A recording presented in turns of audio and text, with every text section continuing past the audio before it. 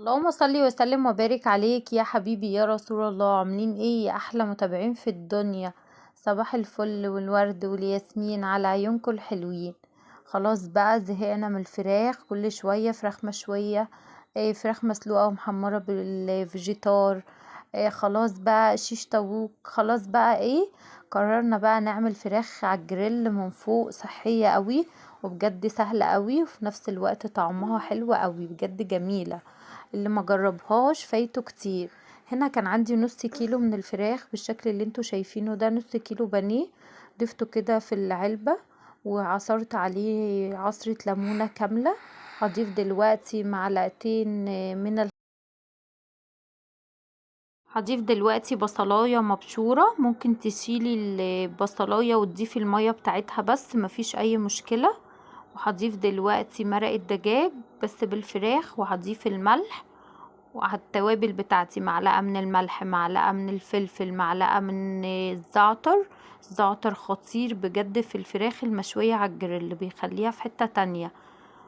ومعلقة من الفلفل ومعلقة من البابريكا وتوم باودر وبصل باودر ومعلقة كزبرة ومعلقة توم مفروم، وده دبس رمان بجد برضو بيبقى خطير في الفراخ المشوية، بجد جربيها، بجد مش هتعملي غيرها. وهضيف دلوقتي كده معلقتين من الخل. هنزل بقى دلوقتي بقى بالتوابل اللي انا قلتلكوا عليها. ولو وصلتي لحد هنا صلي على النبي في الكومنتات وما تنسيش تحطي اللايك. بجد سهلة وخفيفة قوي وفي نفس الوقت حلوة، وكأنك مش بتاكلي حاجة. حلوة قوي للناس اللي بتكون مثلا معدتها بتوجعها.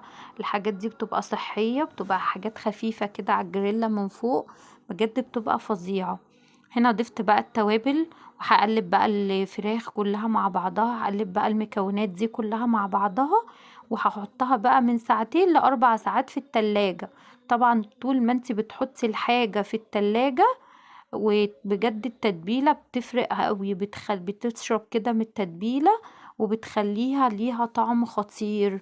طبعا ايه، لو مستعجلة عليها حطيها نص ساعة بس او ساعة، مش مستعجلة سيبيها بقى 3 4 ساعات، بيتيها قبلها بيوم عادي. مش زي ما قلت لكم، طول ما هي في التتبيلة مش هيحصل اي حاجة، بتبقى خطيرة. تشرب بقى كده من بعضها. هنا بقى بقلب اللي من تحت فوق واللي من فوق تحت كده، وهنا بقى قلبتها ببعضها ايه دخلتها بقى التلاجة. وهنا بقى جبت الجريلا، ضفت عليها رشة من الزيت ورشة من الزبدة. طبعا ما ينفعش احط زبدة لوحدها علشان ما تتحرقش، رشة بسيطة خالص من الزيت ورشة من الزبدة. ونزلت بقى بقطع الفراخ كلها كده، هنزل عليها على نار عالية تنزل العصارة بتاعتها. مينفعش اوطي النار خالص. اول ما تنزل بقى ايه العصارة بتاعت الفراخ كده، المية بتاعتها كده، هروح ايه موطية عليها. هنا بقى بقلبها على الوشين كده بالشكل اللي انتوا شايفينه. بصوا بجد وحياة ربنا كانت ريحتها قلب الدنيا، كانت فظيعة. بصوا الفراخ طبعا ما ينفعش اللي انتي توطي عليها اول ما بتحطيها على الجريلا، لازم النار عالية. هنا بقى قلبتها كده، وهنا بقى طلعتها بالشكل الجميل التحفة القمر اللي معانا ده، بجد كانت فظيعة.